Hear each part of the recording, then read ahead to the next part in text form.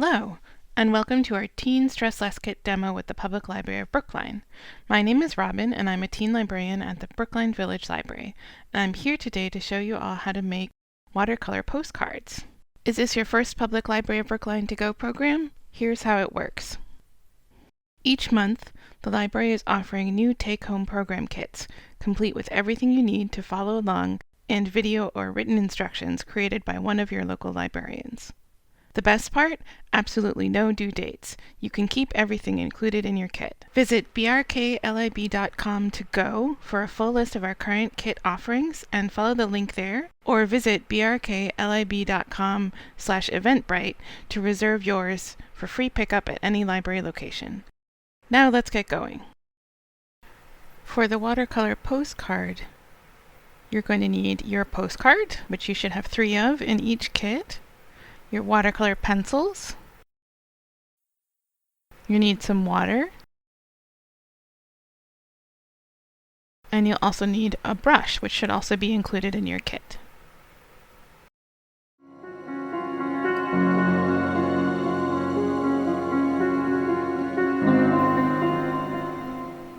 The main thing to remember about the watercolor postcards is that you can use the pencils like a regular colored pencil and draw your design, but you can add water both before and after you draw, so it depends on how you'd like it to look. In this case, I'm drawing a little cat with a heart, and I'm starting with the outlines, but then when you start to want to shade in the colors, you can shade in a few different colors and be able to blend them later with water.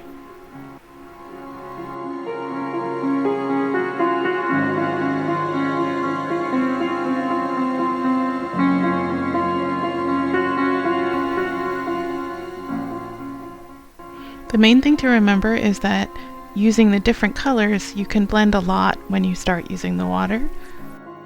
The different colors will start to shift into each other, depending on both how much water you use and how much pressure you apply with the brush.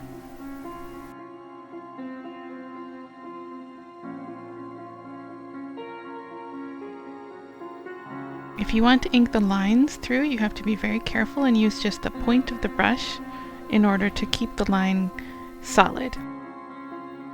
However, it does allow you to add little shadows by pulling the color down with the brush, just a little bit.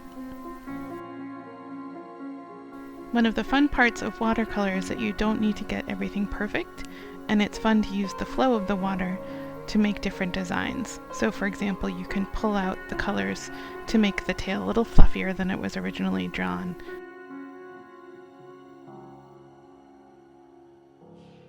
As you can see, blending the pink and the red in the heart, fairly easy to be careful to not pull in some of the extra colors. So you can wait in between painting to make sure that you're not pulling water from other parts of the design.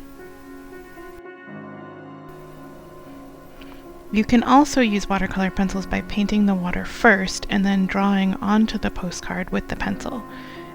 It's a little bit more control, but it does look a little different than the more fluid colors that you get from using the water on top of the pencils. Then you should just go ahead and fill in the design however you like.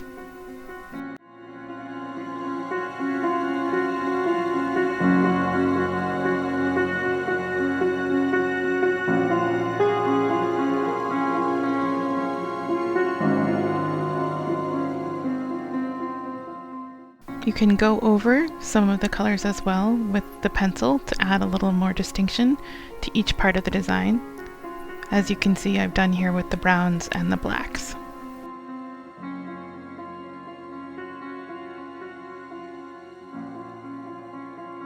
To show you a little bit of a difference of what it looks like when you draw with the pencils, this is how it looks when you draw with the pencil onto the wet paper. So you can see there's a little more control in how the hearts are shaped.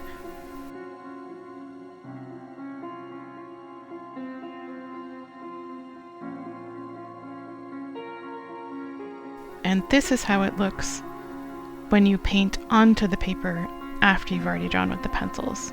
It makes it a little more solid, but a little less sharp in terms of how the hearts look.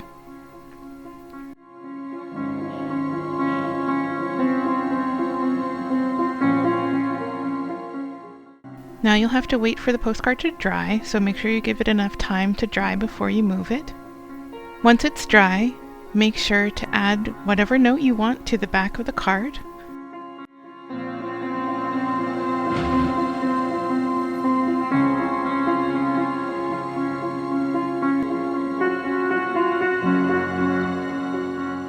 And you'll need to address it, and then add your postcard stamp, and you can drop it in the mail.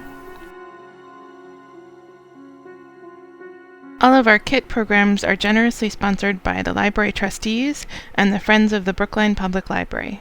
Thank you all so much for relaxing with us today.